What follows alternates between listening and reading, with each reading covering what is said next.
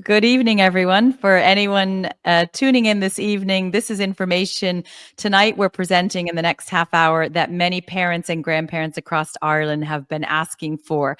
For those who don't know me, I'm Jana London, founder of the Natural Women's Council. And tonight we have Dr. Niamh Regan, who has a PhD in chemistry. She's a mother and she has we say accidentally become the resident expert on Bi Cinealta, which is the new program that's replacing the policy, the anti-bullying policy here in Ireland. So Niamh has really taken on board all the information, built a really strong parent community in her school. You had how many families in your school joined up to express concerns on the policy? Well, the number goes up and down, but we had parents, we had up on 40 at one stage on one of our correspondences. So it's an ever-changing number, and now I've kind of got involved with parents elsewhere. So I actually don't know how many, but the Bi Cinealta policy is starting to capture people's imagination, certainly.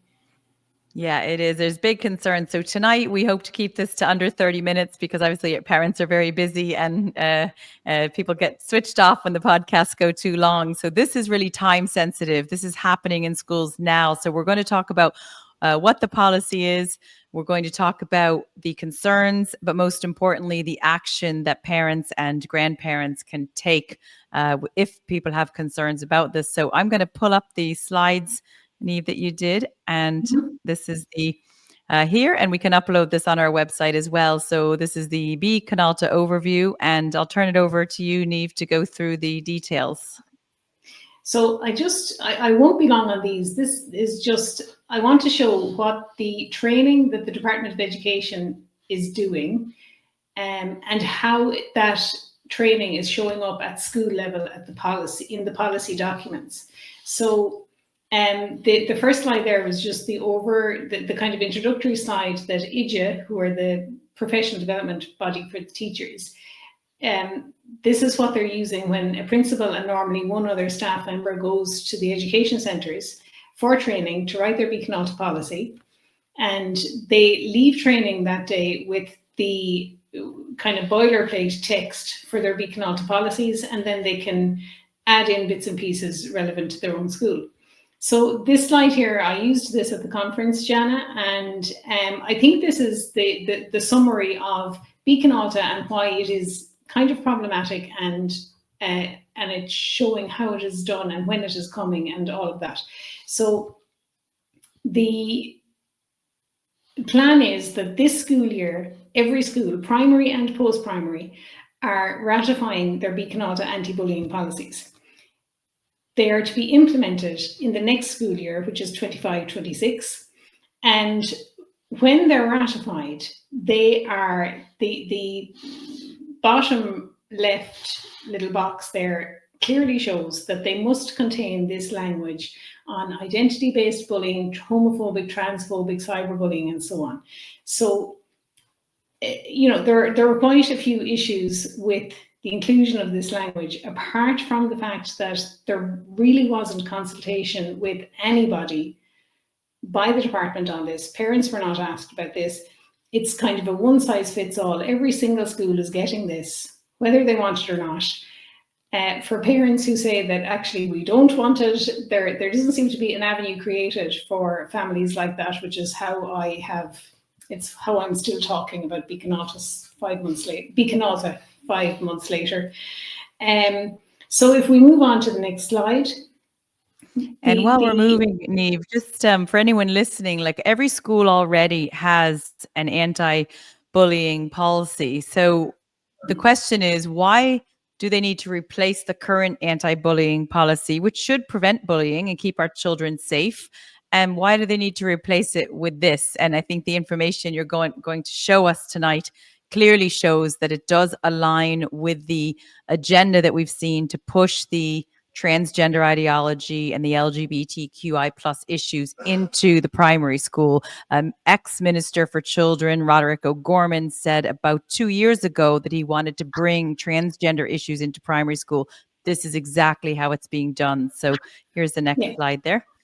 Yeah, this is exactly how it has been done. Now, I mean, they are making you know, the usual claims about how it's going much deeper and is much more effective for bullying and all the rest. But actually, when you really assess the anti-bullying policy already in place with this one, it is very noticeable that the biggest key difference is the enforcement of the language around trans ideology, gender identity, and identity-based bullying in general.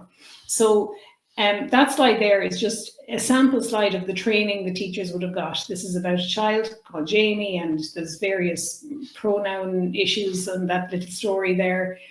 And the kind of the creation of how this child is bullied only because of this identity element rather than anything else.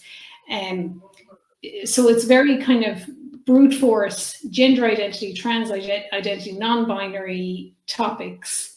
And when you consider that in through the lens of 4 to 12-year-olds, you're not really going to distill off much in terms of effectiveness of dealing with the actual kind of bullying that goes on. And certainly in a lot of schools, I'm not going to get into to that particular element of it, but the definition of bullying that's in this and the definition of bullying that the department has had for a number of years actually doesn't deal with a lot of the types of bullying that's happening in our school. I know that's a different topic, but certainly the addition of gender identity and trans ideology is just a whole off ramp of its own, which you know there's no practical reasons, there's no demand for this, nobody looked for it, and so on. You know, and looking at this scenario 4 here about the gender identity bullying, you know, we have to remember that this is primary school. So these children, some kids start junior infants at 4, usually it's 5. These young children are innocent, they're vulnerable, they respect the teacher who's in a position of authority. And kids are so innocent with things like this. You wouldn't expect a child to understand that their friend Johnny might want to become Sally. It's too much for a 5-year-old. It's too much for a 10-year-old. So it's actually inverted when it's saying it's anti-bullying. In this example, it says, you know, a child saying, why does he always dress like that? Are they trying to be a boy or a girl? You know, that could be considered bullying. So you think about the little 5-year-old boy in class, and there's another little boy he's friends with that if halfway through the school year decides he wants to wear a dress, a girl's uniform, and, you know, dress with girly things, of course the 5-year-old boy who's been friends with him all year might say, oh, why is Johnny now wearing a dress? Or why is Johnny asking to use she? Why is Johnny saying he's a girl? I mean, that kids are naturally innocent, but have very inquisitive minds. So our children who are gender critical, who believe there's only 2 sexes and they recognize man, woman, boy, and girl, they could actually be deemed as a bully under this new gender identity bullying category. So it forces children to become allies and to believe the lie that children can change sex. So the whole class is captured with this unscientific pseudoscience ideology, which contradicts medical best practice of the Cass report, contradicts the UK Supreme Court ruling that sex is biological. So it's just crazy to look at this scenario here and think that my children could be deemed as a bully for not calling Johnny Sally. Yeah, and I think that the key point there is the fact that the Bi Cinealta policy is an affirmation model. And we know now that, well, some of us always knew, or, you know, at least strongly suspected, but now we have proof through the Cass reporter, and certainly it's the gold standard safety at the moment in terms of the treatment of and the assistance and the support of children who are having these challenges and young people who are having these challenges, that the affirmation model is not a safe route to take. And Bi Cinealta is the affirmative model. The Cass report looks for takes a more watchful waiting approach. It's based on clinical evidence, and funnily enough, we're in a situation in Ireland where, if you look at the current programme for government, they in the document that they're following for this term of government, they have also moved away from the affirmation model. That there's no mention in this program for government of WPATH, for example. And it clearly says, I think it's on page 98, I'm quite sure it's on page 98, that transgender care will be based on clinical evidence, or will be clinically based, which is the safest, best approach for all. Mm-hmm. But since our legislators are gone in that direction and are, have clearly decided to move away from transitioning under 16-year-old children, it is worrying that they're leaving our 4 to 12-year-olds and our 12 to 17-year-olds. This is in secondary schools as well. Yeah. Why are children who are most vulnerable to this, why they're left with an affirmation model in their schools when our government has taken the clinical approach, which they're right to do. It's absolutely the right thing to do. It has been shown over and over again. There's also the new report in the US that seems to be backing the CAS recommendations. So, there's just all those conflicts. Yeah, I think and at the conference, Dr. Vincent Carroll spoke up, and he did his speech, and he made a really good point that when this goes wrong and a child is harmed because of something like the Bi Cinealta policy or this affirmative approach and allowing this social engineering to take place and pronouns and all the rest, it contradicts medical advice. So if it goes wrong and a child is harmed, who's responsible? Will the insurance cover the school's lawsuit if they ignored medical best practice, they ignored biology, or will the parent who's suing go directly for the principal, the board of management, or the teacher? Because things will go wrong and children are already being harmed and there's been lawsuits around the world. So parents listening need to be aware that your school, if they implement this, is ignoring the best advice. Teachers, principals, boards of management, take heed, because if there's a lawsuit, your insurance mightn't cover the case if you're ignoring the best advice. I'll go to the next slide now. There we go. Yeah, so now, there's, I can't remember, there's over 100 slides in the IDEA training thing, but I just went around to a few different schools. I have had a good few Bi Cinealta policies sent to me, and they're freely available on the school's own websites. But I just wanted to kind of show where the language is showing up in the school policy documents.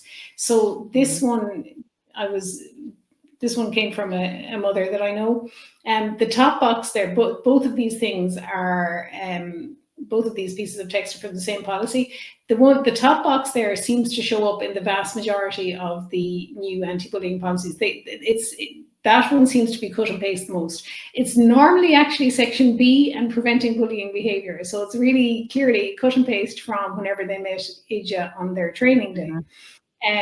So it sets out the various types of bullying there, and you have homophobic and transphobic bullying, you have the racist and the identity and what have you. There's a big focus on sexual harassment as well, kind of throughout a lot of the documents. But then where text changes a little bit, they're no less harmless than each other, but the text does change a little bit. And I found this quote from this mother's policy, this one is in their teaching and learning part of the Bi Cinealta policy. And it says, we strive to explicitly address the issues of cyberbullying and identity-based bullying, including in particular homophobic and transphobic bullying. I thought, that's like very strong language. This is like, you better get this in there when you're teaching the 4 to 12-year-olds. This is a primary I think this is quite a common phrase as well, because it looks very much like the one that came from my own school. I looked at mine with a fine-tooth comb, just to let parents know you should have been given the draft policy from your school, because under Education Act of 1998, section, I believe 9D, it should be done, any changes to the curriculum should be done in consultation with the parents. So I got a copy of the draft. I submitted all of my feedback, but this is showing up across many, this specifically homophobic and transphobic bullying. Again, your children who don't want to refer to the boy in the class as a girl or a she, or might ask why Johnny's now wearing a dress, because again, they're innocent children, they're curious, inquisitive minds. They don't mean to any malice by it. They would be accused and done for homophobic or transphobic bullying. Age 5. This is for down to age 5. I'll go to the next slide now. So this is just another example. This is a primary school one as well.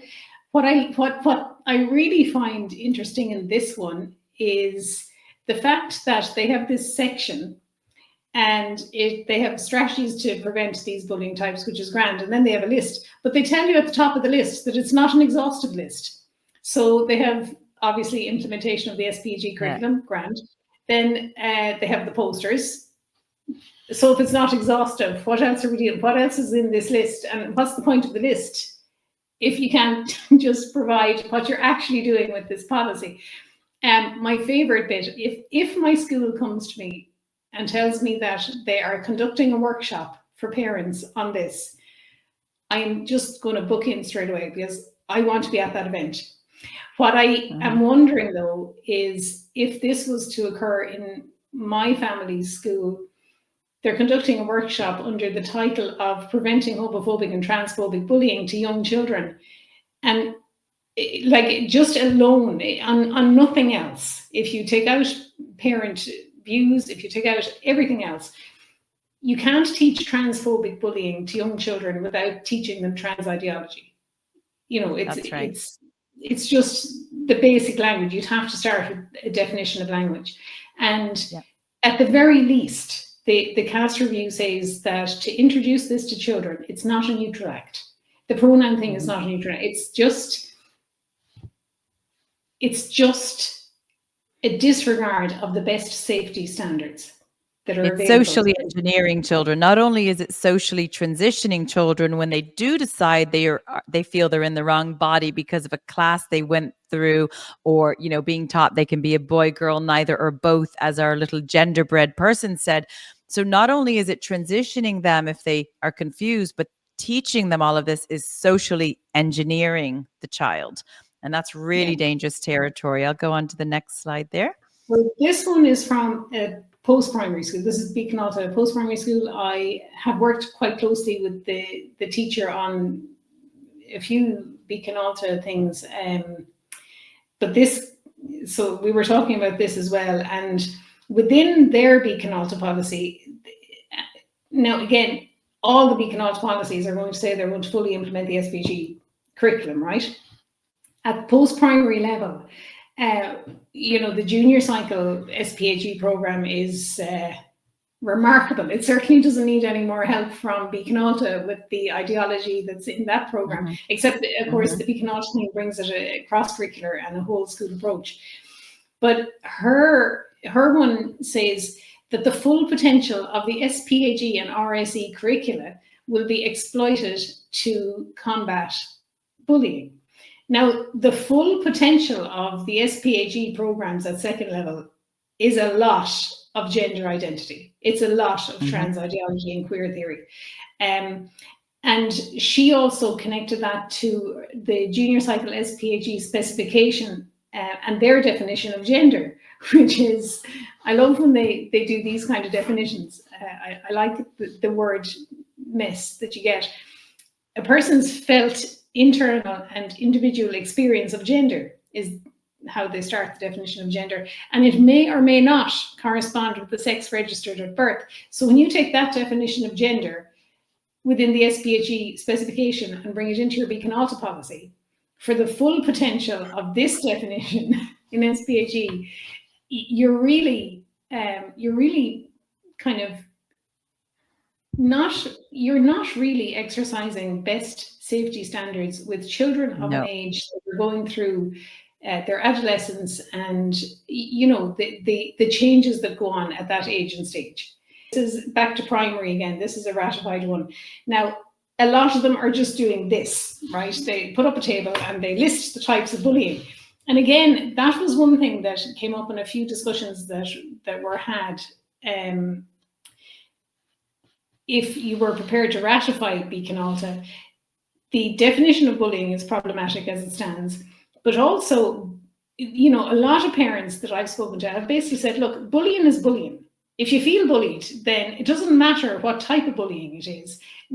This breakdown of the types of bullying kind of creates a hierarchy of, Yes. if I get that kind of bullying, then I'm more bullied than if I just get beaten up, or if I just, if I'm picked on for having the wrong kind of coat or shoe or something, But it coincides with Minister for Education Helen McEntee's hate crime bill that she signed in when she was Minister for Justice, with the 72 genders. So those 72 genders, whatever they are, how somebody feels, they get more protections under the hate crime than a female, a woman like myself. So it creates a two-tier society, more rights for one type of person than another. So it really takes the whole equality and equal rights completely out of it if you're treating people different based on, as you said, this hierarchy. So, bullying is bullying. And we all agree in our group that no child should be bullied. No adult should be bullied.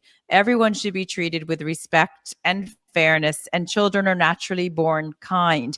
But this policy forces the child to believe in a lie, forces a child to take an affirmative approach, which again defies biology, goes against the medical best advice of the Cass report and the recent report that came out in the US.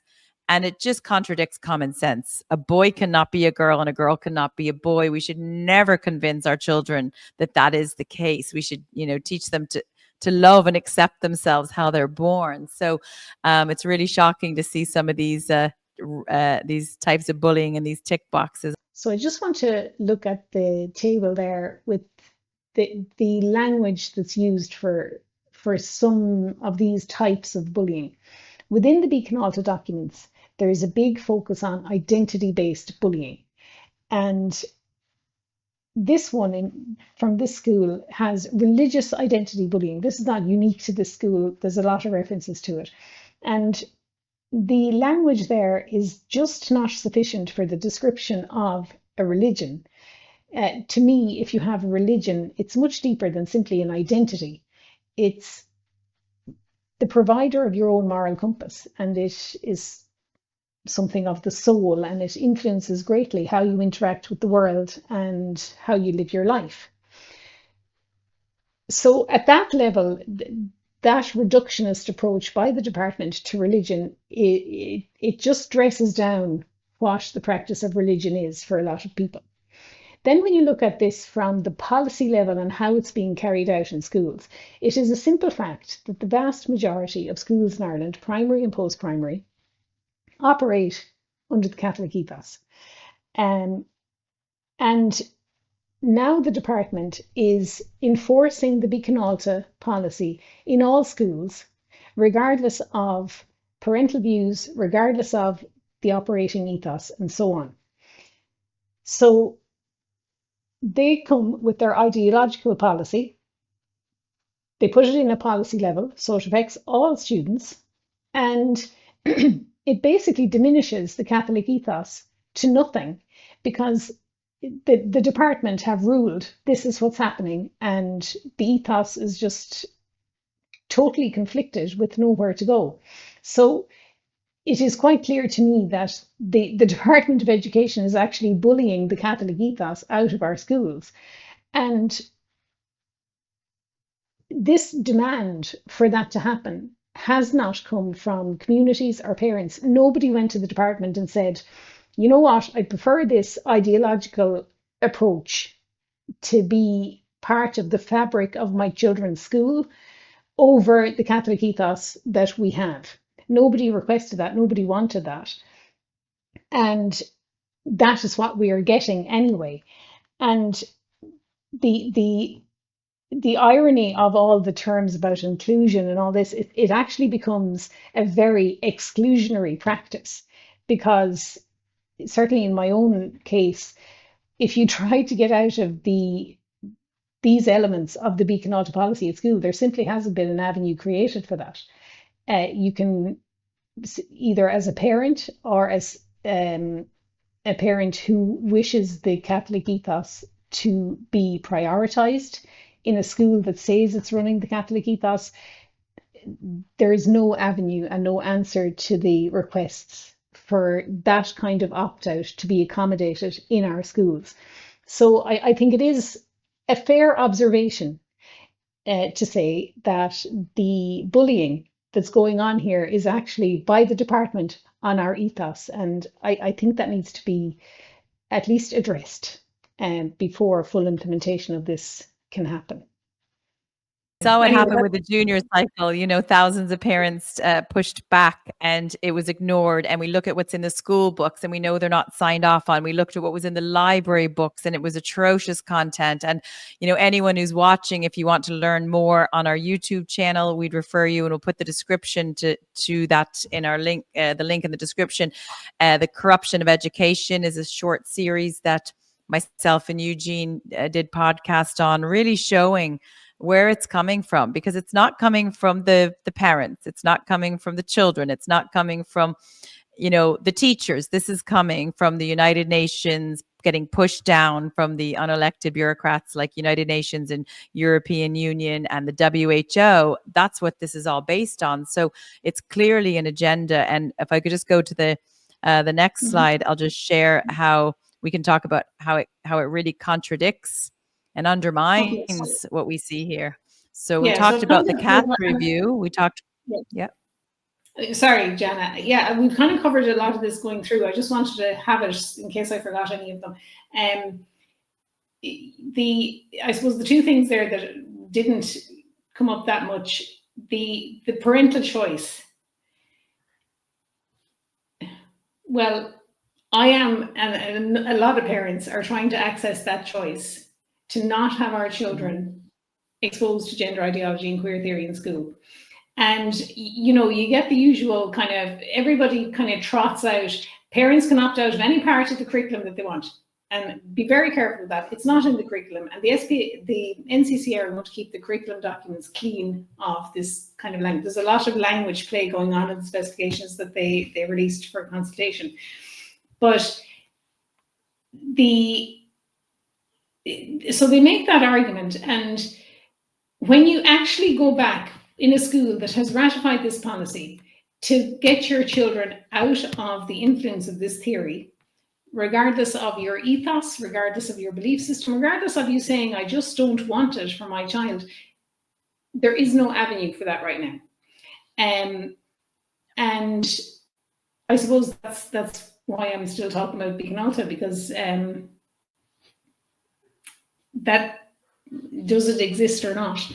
And then the other point is the consent for SPAG that's contained within the policy. It provides consent at the primary level Bi Cinealta policies. The SPAG new curriculum has not been published, but schools who have ratified the Bi Cinealta policies have basically said, we'll implement the full SPAG curriculum. So no, that's consent for an unseen document. That is problematic because nobody knows what's in that. We do know that there's various whisperings about it being cross-curricular. The Bi Cinealta policy itself is obviously cross-curricular because it's knitted in at policy level for every child. And then when you take it at post-primary level, the senior cycle SPAG is going through its own changes. Again, the schools are already ratifying these policies, living up and promising full implementation of SPAG. And by September 2027, the senior cycle SPAG becomes mandatory. So consent is already signed off on without anybody ever asking parents, you know, the way there's gender identity, we're thinking of putting it into the fabric of the school. What do you think? That kind of consultation never happened. The NCCA and the department are excellent at pointing to all the different consultations that they've done, and they have various tick box exercises done on that. But a clear, honest, open question of asking parents, did they want their children exposed to queer theory in school, was never asked. Because I'd have noticed, Jan. People like you would have noticed. And it is. And it is very cross-curricular already. For the junior cycle, there's an English book called Louder Than Words. We'll do a full podcast on that once we get over the Bi Cinealta hurdle and get this pushed out. But it's in all the subjects now. It's not just SPHE. The government, the state bought the books stay locked up. There's going to be phone pouches, mobile phones are banned, and there's class contracts where kids are being asked to sign a class contract of, to say what happens in the class stays in the class. We have that NCCA document. So parents are completely kept out of the loop with this. And this Bi Cinealta policy has to be pushed back on. Parents should not be letting this get into their schools. It embeds the gender ideology, not just into the curriculum, it's already there, but into policy. And no surprise that there are Bi Cinealta posters. There's a Bi Cinealta flag that can be hung out there with all the pastel flags, rainbow flags. I think there's a yellow flag now and a green flag. So all of these indoctrination flags and posters to indoctrinate our innocent children who really should be going to school to get an education, not indoctrination. So I think we have one more slide there, and then we'll go into the call to action where we're sort of at the half-hour mark now. This is just very quickly. If you Google Bi Cinealta resources, you get onto this page, and there is the resources for primary schools, post-primary schools. At the bottom one there is for parents. There's even a Bi Cinealta section for parents, and you'd want to be calm before you start reading it. But when you click on either of those three icons, you're brought to the SPHE, you're brought to the toolkits, and really it's open season after that. You have your Fuse DCU programs, you have Belong To and Gendered.ie listed as trustworthy places to go for advice. You have, of course, the Busybodies book. You have a reading list. I think it's 92 or 94 books on the reading list. Just entirely age inappropriate material. But really, like almost every day now, there's more resources going up there, because when the NCCA consultation was on, there was a lot of demands for them to release at least a draft of the toolkits, which they never did, but they seem to be uploading resources now quite regularly. And there's a whole section elsewhere, Bi Cinealta. If you start there, you'll have a look at what's headed to the classroom for each stage and everything else. There's a good bit there. So I just wanted to put that in. Excellent. So yeah, so the call to action, because we're gone over the half hour, Jana, so we we're just at that 30-minute mark. It'll be very quick, the call to action. So anyone is probably seeing this saying, well, how do we stop this? What can we do? If you go onto our website, naturalwomen'scouncil.ie, and you can find the information on Bi Cinealta on the very front hero page, where there's a little header that says Bi Cinealta urgent new policy. You can click learn more there. You can also access it under campaigns, Bi Cinealta. It has its entirely separate section because it's so big. And then under the Bi Cinealta tab, it tells you what parents need to know. So it talks about when is this happening, what is it really about, key concerns for parents, such as no parental consultation, contradiction of the Catholic ethos, values, and gender ideology in schools. What can you do? So there's 3 letters, and a big credit to you, Niamh, for your tremendous work getting all 3 letters drafted from your research. So there's a letter to send to your school principal and board of management. You can simply download the document, copy that, paste it into an email, and then do any amendments that you wish based on your own school's draft. There's also a letter to send to your school patron, which if you're in a Catholic ethos school, 93% of the primary schools are, it's the priest in the area. And you can download that document to remind the patron that this contradicts the Catholic ethos. We also have embedded the YouTube video in there that Eugene and I did recently, and posted it up on our YouTube channel. Credit to Eugene, actually, who did that. I just posted it. And then we have the letter to your TD and Minister for Education, Helen McEntee. So there's 3 letters. Let your school know how you feel about it and the Board of Management. let the patron know, and then of course pressuring the TD and Minister McEntee. Also, you can call a meeting with your TD. They generally run clinics, or they may have, set up a meeting for their community. You can absolutely have a meeting as well. And then below all of those letters are all of the documents should you need further resources. There's the Bi Cinealta procedures of 2024, the action plan on bullying, and then the EJA presentation that Niamh referenced. So it's really, hopefully in this little over 30 minutes, you've learned about what the policy is, the concerns with it, and most importantly, what you can do about it. But make sure, for parents listening, that the school has given you a copy of the draft. You should be getting a copy so you can submit your feedback and your consultation.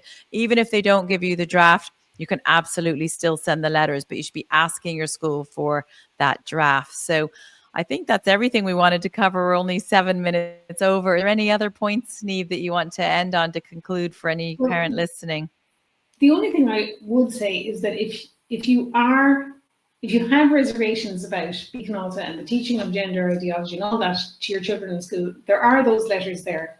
Please use them, break them up whatever way you want, and so on. But it's also kind of just as good to put one line to the minister, to your school, send them all copy them all on the same email, and just, I suppose, write from the heart if it's something you prefer. You don't want the big long letters with the various links and everything else. Just say, I don't want this for my children. It's as simple as that. So you're not obligated to write big long emails. You can just make one point and go, I don't want it. If that's within you to say, then you can just say it that simply. Absolutely. So we provided templates with all the detail you might need, but you can absolutely use what you may or write your own. The most important thing is to get your letter into the school, to your TDs and the minister, and to your local priest if you're a Catholic Ethos school. So hopefully this helps. We have all of the documents on the website. It's on our Twitter account, Telegram, YouTube. So we're absolutely do our best to keep pushing this out, because many parents aren't aware. So thanks, Niamh, for your tremendous work on that. And I'm sure you'll be getting questions coming your way as parents learn more about it. Thanks, Jenna.